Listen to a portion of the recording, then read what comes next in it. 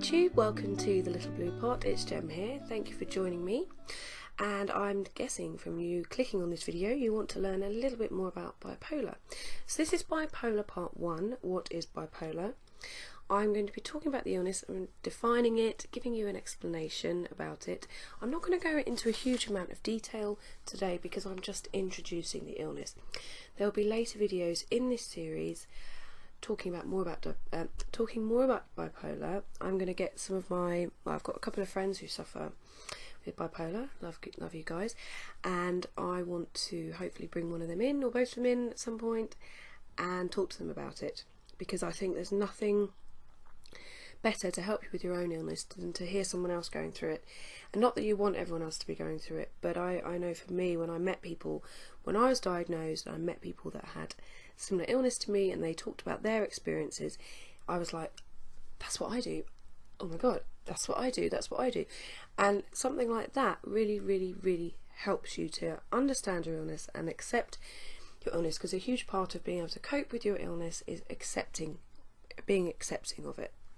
So this is Bipolar Part 1, and I'm just going to be defining what the illness is. And move that paper now. Oh yeah, and I'm going to give you some statistics. One of those days. Right, no, back to serious. So, bipolar disorder is taken from my brain book, and I will read it out. Bipolar disorder is a mood disorder characterised by mood swings between depression and mania. Well, I've talked about depression. I have a video on depression part 1, and I myself know what it's like to be beaten down by a crippling low. A low that isn't just a kind of, I'm feeling a bit sad, I'm feeling a bit down in the dumps, I'm feeling a bit blue. It is a severe low that makes your thoughts can be disturbed, your emotions are definitely disturbed with the low mood, and your behavioural patterns. So the behaviours that you commit, the behaviours that you do. So when you're low, for example, you might move slowly, talk slowly, and lose interest in things, and not want to be a part of anything. You might just want to hide away from the world, and this low can go on for maybe a few weeks to maybe even a couple of months. And I'm saying that with that face because I can't even imagine what that's like. I mean, I have bouts of depression, but on the whole, it is something I battle with, at least on a weekly basis, but it's not something that I go into a low for that length of time. I can't even imagine what that feels like. Please put in the comments below and tell me what your crippling lows are like. And the other side of the illness is the hypermania, and this is why it used to be called manic depression, because you'd have the manic up here and then the depression by here. And then I think the term bipolar, because of these polar opposites, the manic high and the crippling low. And that must be a very awful state, because so you might be depressed or low for like I say, a few weeks to maybe a couple of months, and then go up to this high of that may even stay there longer, or about the same amount of time, from a few weeks to a couple of months. And in both of those states, your behaviour patterns change. Like I said, in the low, your behaviour patterns are more likely to be very depressed, very slow, and you may even feel suicidal. You may even want to self-harm, and you may just be in a very dark place. But the mania, you might be more likely to reach for impulsive things such as taking drugs, doing lots of risky behaviours, because you're in this high, and that high is so different to this low. And in the high you feel confident, you feel, I'm going to take some of the words from here. Symptoms of a manic episode may include extreme optimism, increased energy levels, drive and activity, inflated self-esteem, racing thoughts, and risk-taking behaviour. So it's very different to the low. I'll read out the symptoms for the low.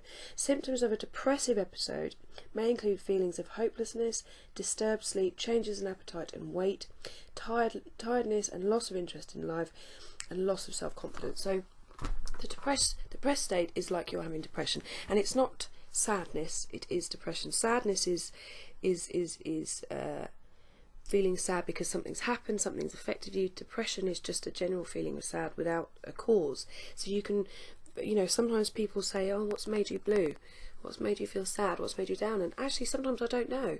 Sometimes it could just happen, and it switches. I'm not comparing myself to people bipolar, but I'm saying that I do understand the low side of the illness because of my depression. So, like I say, it's characterised between extremes of highs and lows. And if you have Bipolar 1, you will be in these states for a relatively long time. Like I say, anything from a few weeks to a few months. If you have Bipolar 2, it is much more rapid cycling. So you may have these within a week of each other, maybe even a couple of days of each other. And you will then be continually switching from the polar opposites of high to low. So they've named two different things, and they are two very different illnesses because, like I say, one is very slow and one is very rapid cycling. But they're still grouped under the category of bipolar. Now I'm going to read out some statistics now. Sorry, just get up. It takes an average of 10.5 years to receive a correct diagnosis of bipolar in the UK, and this is from bipolaruk.org. I'll put information in the description. Yeah, you can be diagnosed an average of 3 times misdiagnosed an average of 3.5 times before you get this diagnosis. So 10.5 years, it's awful, it's terrible, but I can see why this happens because some of the illnesses can present themselves in similar ways. For example, the rapid cycling of Bipolar 2, very similar to the rapid cycling of emotions in borderline personality disorder, which is what I have.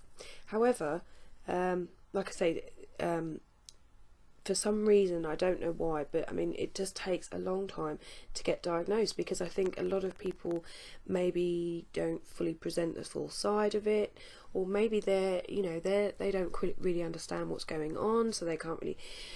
And also, like I say, bipolar can look like other illnesses, and if you're just going into the mental health system, you may have a few years of time before you get to that to get to that goal of getting that proper diagnosis. And I know what that's like.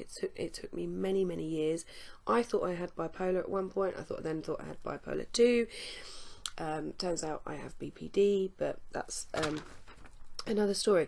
So it takes a long time to get diagnosed. That's partly probably because of the resources in the mental health system in the UK. We are running out. We're not helping as many people as we could with mental illness, despite the government's pledge to do so. Anyway, I'm going off on a sidetrack again. So the symptoms can occur when something is triggered. So something happened to you, maybe a trauma, and it triggered this illness to start. If you're a woman and you have had a child, you may develop bipolar if you suffer from. You may develop bipolar after having a child because of all the hormonal changes, and even maybe in the menopause it can be triggered as well. Recent studies suggest as many as 5% of the population are on the bipolar spectrum, so that would probably be the sort of Bipolar 1 and Bipolar 2. If anyone else wants to talk about the bipolar spectrum, please talk about that below. I'll hopefully include that in another video. And yeah, and 1 to 2% of the population experience a lifetime prevalence of bipolar. All of those stats are from Bipolar UK. I'll put that information in the description. So, like I say, I'll sum it up. It is an illness that presents itself as someone having extreme lows and extreme highs, and you're constantly alternating between the two in a very, very unnerving, unstable place. I hope that we've given you a little bit more information about bipolar, especially Bipolar 1 and Bipolar 2. I hope you can join me for the next time I talk about bipolar, where I hope to get one of my lovely friends in to talk about it. Thanks for watching today. Please like and subscribe if you haven't already, and I will see you next time. Take care now. Bye.